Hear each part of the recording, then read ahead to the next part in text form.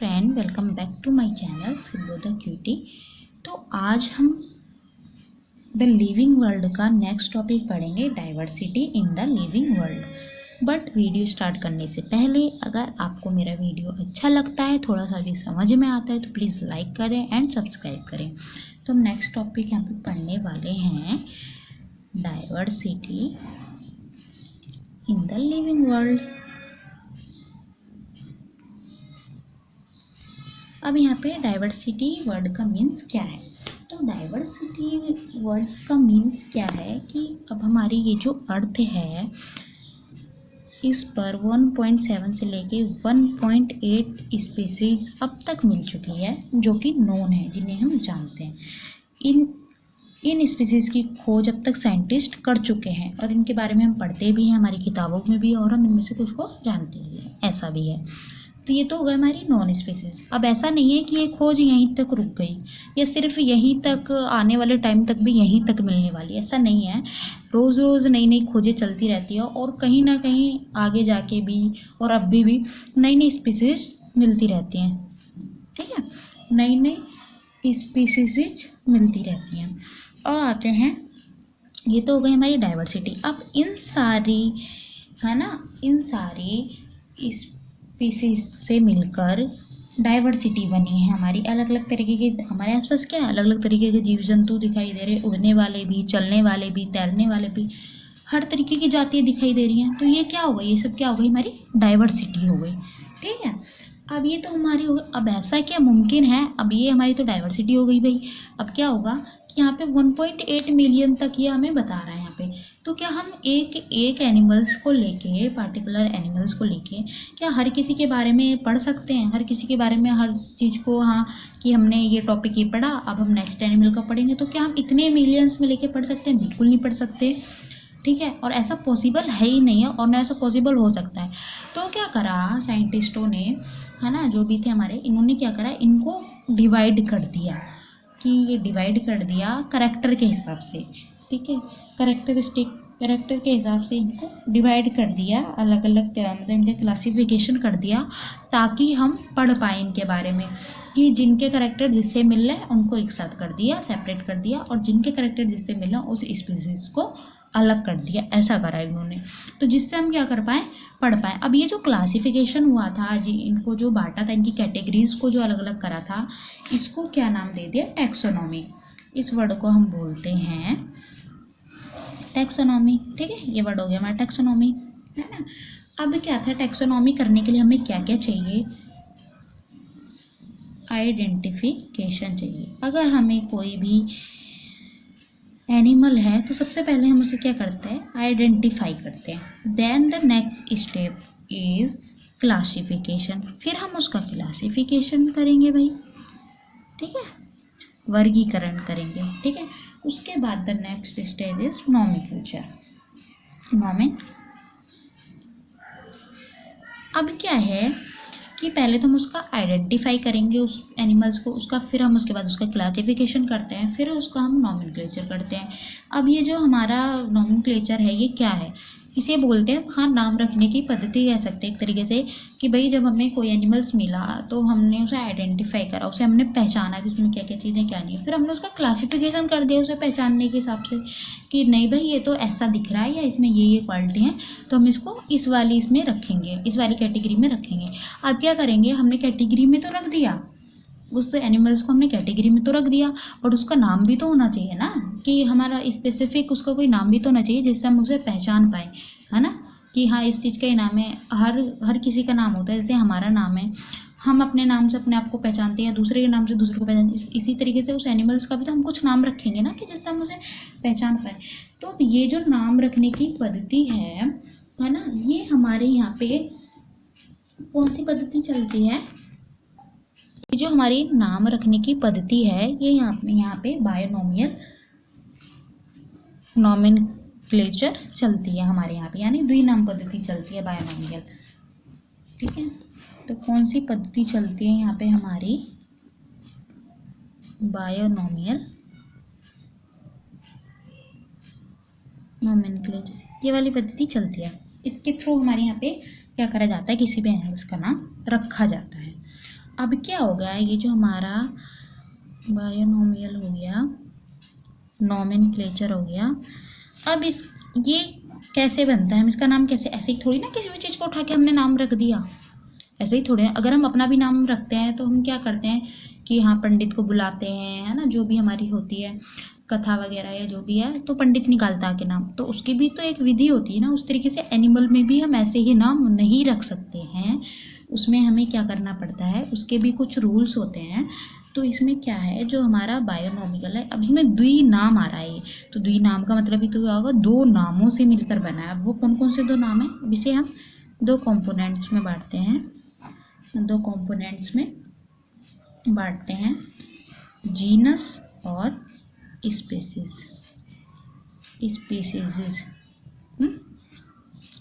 अब क्या हो गया, ये जीनस और स्पीसीज में बढ़ गया। अब क्या होगा, अगर हम किसी भी एनिमल्स का नाम लिख रहे हैं, अगर हम किसी भी एनिमल्स का नाम लिख रहे हैं, जैसे मेंढक का हो गया राना टिग्रीना, है ना, और क्या हो गया आपका, मैंगो का हो गया, है ना, मैंगीफेरा इंडिका लिंग। अब क्या हो गया, यहाँ पे पहला वर्ड हमेशा जीनस रहेगा। जो हमारा, हम अगर किसी का भी साइंटिफिक नेम देखें जूलॉजी में, तो हमारा पहला वर्ड क्या रहेगा, हमेशा जीनस रहेगा, यानी जीनस पे आधारित रहेगा, वो जीनस ही होगा। और जो सेकंड वर्ड होगा वो स्पीसीज, स्पीसीज से होगा, ठीक है, जो सेकंड वर्ड होगा, जैसे कि यहाँ पे इंडिका। और उसके बाद यहाँ पे थर्ड ये क्या लिखा है, लिन क्या है, ये जिसने जिस चीज़ की खोज करी, जिस साइंटिस्ट ने, तो उसका ना शॉर्ट फॉर्म से उसका साइड में मतलब लिख देते हैं, जिससे कि यहाँ याद रहे। तो इसे बोलेंगे हम मैंगीफेरा इंडिका लीन। अब ये क्या है, यहाँ पे जीनस का नाम शो कर रहा है, ये हमारा स्पीसीज का नाम शो कर रहा है, ये हमारा साइंटिस्ट का नाम शो कर रहा है। तो इस तरीके से हम क्या करते हैं, यहाँ पे बायोनोमियल नॉमेनक्लेचर को यहाँ पे हम शो करते हैं। इस तरीके से ये हमारे नाम लिखे जाते हैं, जो साइंटिफिक नेम होते हैं उन्हें लिखने का तरीका ये होता है। अब इसमें क्या खास बात होती है, इसमें खास बात ये होती है कि जो मैनीफेरा है, अब हमेशा जीनस का जो पहला वर्ड होगा वो कैपिटल होगा हमेशा। ये रूल है कि जो जीनस का पहला वर्ड होगा वो हमेशा कैपिटल होगा, बट जो स्पीसीज का पहला वर्ड होगा वो हमेशा स्मॉल लेटर में होगा। यानी ये तो कैपिटल लेटर में होगा, बट ये हमेशा स्मॉल लेटर में होगा, ये रूल होता है। तो ये हो गई हमारी नॉर्मल सी बातें, ठीक है। अब आ जाती है हमारे टैक्सोनॉमी की डेफिनेशन क्या होती है, टैक्सोनॉमी क्या होता है, एक बार हम वो भी देख लेते हैं। The process of classification living organism into different categories in called taxonomy. वह प्रोसेस, वह क्लासिफिकेशन जिसमें लिविंग ऑर्गेनिज्म को अलग अलग कैटेगरी में बांटा जाता है, तो वो क्या कहलाता है, हमारा टैक्सोनॉमी कहलाता है। सीधी सी बात है, वह क्लासिफिकेशन जिसमें क्या करते हैं, हम दो ऑर्गेनिज्म को अलग अलग कैटेगरीज में डिवाइड करते हैं, टैक्सोनॉमी कहलाता है। अब क्या हो गया भैया, नेक्स्ट स्टेप हम बढ़ते हैं, क्लासिफिकेशन ऑफ लिविंग ऑर्गेनिज्म।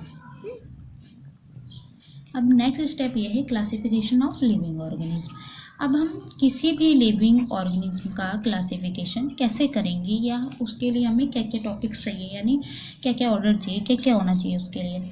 तो जो नेक्स्ट है, हम यहाँ पे पहले तो हम उसका करेक्टर देखेंगे भाई, कैरेक्टर्स वाइज उसे कैरेक्टरिस्टिक्स करेंगे, कैरेक्टर वाइज उसे पहचानेंगे, ठीक है, कैरेक्टरिस्टिक्स।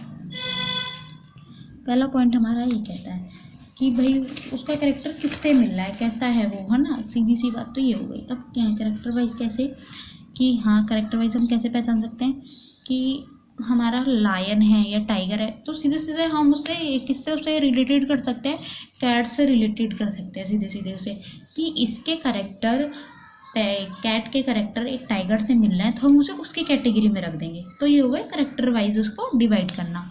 उसके बाद क्लासिफिकेशन आता है। अब क्लासिफिकेशन की नीड क्या है भाई, कि हर उसको तो बांटना ही पड़ेगा ना, जैसे कि पहले बताया कि हम एक साथ तो इन सबको पढ़ नहीं सकते, तो हमें उसे उसकी नीड है क्लासिफिकेशन की, कि हमें उसे सपोजली जो भी हमारा एक ऑर्गेनिज्म दूसरे ऑर्गेनिज्म से मैच कर रहा है, तो हम उसे एक कैटेगरी में रख देंगे और दूसरी को दूसरी कैटेगरी में रख देंगे, ठीक है। क्योंकि हम एक साथ तो उसे पढ़ नहीं सकते, बट हाँ इस तरीके से पढ़ सकते हैं कि अब क्या हो गया, एक कैटेगरीज में बहुत सारे एनिमल इन्वॉल्व हो गए क्योंकि उन सबके कैरेक्टर मिल रहे थे, और दूसरे स्पीसीज में भी बहुत सारे हो गए, तो उसमें हम कितने सारे कवर कर रहे हैं, एक एक को तो नहीं पढ़ना पड़ रहा हमें। ये हो गया। अब आ जाता है टैक्सा या टैक्सोनॉमी, जो मैं पहले बता चुकी हूँ। अब एक वर्ड आता है यहाँ पे सिस्टमैटिक। टैक्सोनॉमी और सिस्टमैटिक्स दोनों अलग अलग हैं। तो टैक्सोनॉमी तो मैंने बता दिया था क्या होता है। अब आ जाता है सिस्टमैटिक। सिस्टमैटिक क्या होता है कि हमने ऑर्गेनिज्म लिए, ठीक है, और उसको क्या करा, टू पार्ट में हमने डिवाइड कर दिया, टू पार्ट में डिवाइड कर दिया, क्योंकि इसके कैरेक्टर अलग थे इस वाले ऑर्गेनिज्म के, और इस वाले ऑर्गेनिज्म के जो थे कैरेक्टर अलग थे। अब हमने क्या करा, दोनों को डिवाइड कर दिया, बट दोनों को डिवाइड करने के बाद और दोनों के कैरेक्टर अलग होने के बावजूद हम जो इन दोनों के बीच का कनेक्शन देखते हैं उसे बोलते हैं सिस्टमैटिक। और ये कनेक्शन मतलब जो भी इसके बारे में पढ़ा जाता है या जो भी होता है, रिसर्च होती है, जो भी होता है, तो ये हम इसे सिस्टमैटिक तरीके से देखते हैं। तो ये क्या हो गया हमारा सिस्टमैटिक। इस पॉइंट को हम क्या बोलते हैं, सिस्टमैटिक बोलते हैं। इन दोनों के कनेक्शन को सिस्टमैटिक बोलते हैं, ठीक है, जो भी हम इसके इन दोनों के कनेक्शन के बारे में पढ़ते हैं। सीधी सी बात ये है। अब आ जाता है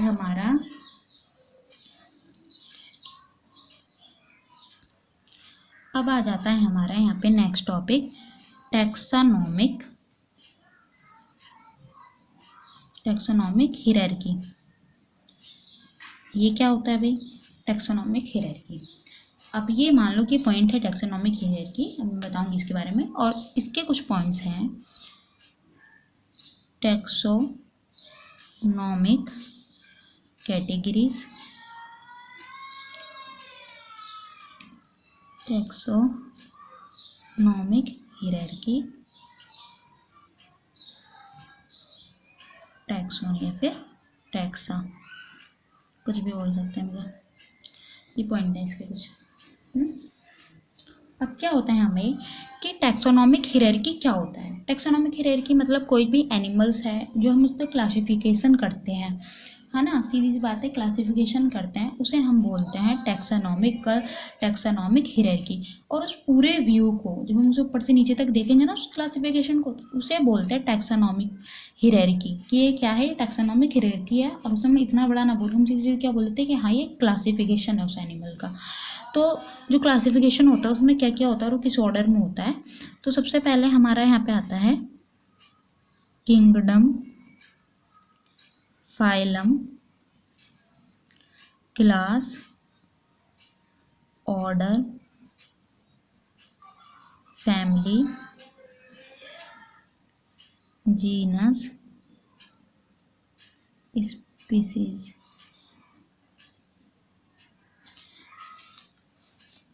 अब ये क्या हो गए, ये जो हमारे हो गए टैक्सोनॉमिक हायरार्की, ये जो हो गया हमारा। अब ये जो हमारे ये जो बिल्कुल लाइन से लिखे है ना ऑर्डर में कि किंगडम, और किंगडम के बाद फाइलम आएगा, फाइलम के बाद क्लास आएगा, क्लास के बाद ऑर्डर आएगा, फैमिली आएगा, फिर जीनस आएगा, ये जो पूरा व्यू हो गया, और ये जो ऑर्डर से लिखे, इसे ही बोलते हैं टैक्सोनॉमिक हायरार्की, इसे ही बोलते हैं टैक्सोनॉमिक हायरार्की, ठीक है। ये तो हो गया ये। अब टैक्सोनॉमिक कैटेगरी क्या होता है, तो ये हर एक पॉइंट, जैसे किंगडम हो गया, फाइलम हो गया, ये क्या हो गई, कैटेगरी हो गई, अलग अलग कैटेगरी हो गई कि ऑर्डर अलग है, जीनस अलग है, क्लास अलग है, फाइलम अलग है ना, ये हो गई कैटेगरीज। यानी इसी क्लासिफिकेशन की अलग अलग कैटेगरीज, और इस कैटेगरीज से मिलकर क्या बना है, हायरार्की बना है, सीधी सी बात है। तो ये हो गई हमारी कैटेगरीज। अब आ जाता है टैक्सोन या टैक्सा, कि टैक्सोन और टैक्सा क्या होता है। तो किंगडम हो गया, फाइलम हो गया, अब ये क्या अलग अलग कैटेगरी है। अब हर एक कैटेगरी क्या है, एक यूनिट शो करती है, एक अलग ही नाम है हर किसी का, एक अपनी ही यूनिट शो करती है। यानी स्पीसीज है तो हम स्पीसीज के बारे में ही पढ़ेंगे, जीनस है तो हम जीनस के बारे में पढ़ेंगे, फैमिली है, इन चीज़ों के अपने ही अलग एक एक नाम है।